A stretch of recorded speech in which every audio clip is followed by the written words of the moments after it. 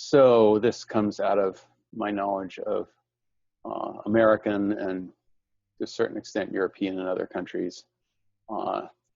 And we have here, and there's many other places where there's two major parties, which tend to be more left, identified left and right, etc. So that tends to be a really good way to frame it. And most of the left and right parties have big grains of truth in what they're trying to say, but they're framed in ways that allow them to battle over who gets the power.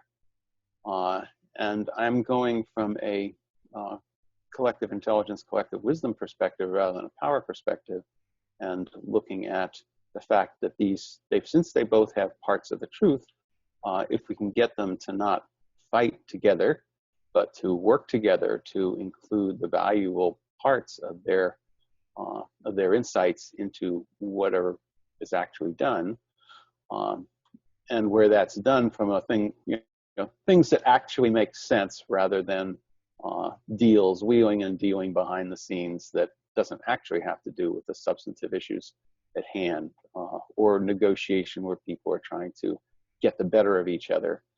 I'm looking at actual creative insights or creative interactions where people are both trying to address the whole, what is the best solution for everyone in this situation, and what do I have to bring to that.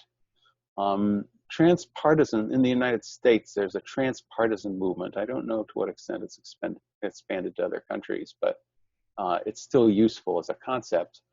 It's not that they are trying to become the same kind of holistic thinkers so much as, this is who I am. I am a Republican or a Democrat in the United States.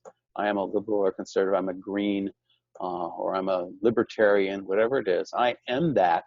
But I want to really get where you're coming from, you who are so different from me. And I want you to get where I'm coming from. And for us to look at that, deconstruct it a bit, see what we each have to offer, and try and learn from each other and be creative without ever giving up our actual, what we feel. This is very different from I want to change myself to shake off the partisan frame of reference totally from my world and become somebody who is simply seeking the common ground, the thing that will most commonly benefit everybody. But it's a very useful frame, and having whoever is partisan maintain this attitude allows for people to actually work together across some very major divides. And there's ways to support that.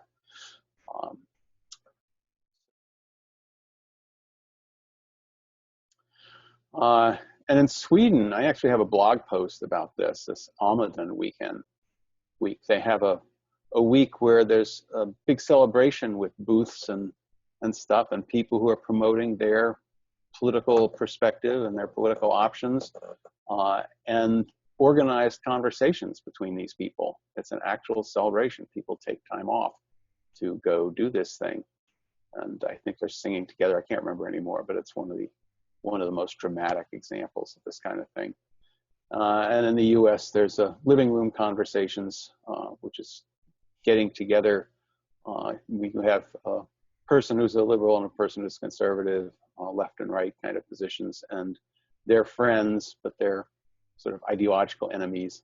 So they each bring 2 or 3 people with them to talk in somebody's living room and try to understand each other better.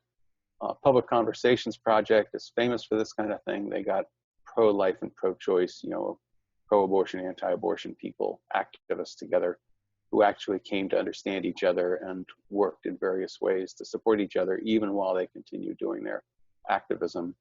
The Coffee Party, which is a response to the Tea Party in the United States, is trying to be transpartisan nowadays. And the transpartisan movement itself, there was something else that came to me and I can't remember. Oh yeah, there's a book, 2 guys in National Coalition for Dialogue and Deliberation. One is conservative, one is liberal, and they got together and had 2 years of conversations, and out of that they created a book that said, you're not as crazy as I thought, but you're wrong anyway, or something like that, which you can actually watch, in this book, to people from left and right talking in ways that are actually trying to understand each other. And the conservative guy is much more empathic and willing to stretch over the boundary than the liberal guy. It's fascinating to watch from my basically progressive perspective, but he's also a very sweet guy. I know him personally. Anyway, those are some of the options that I thought of.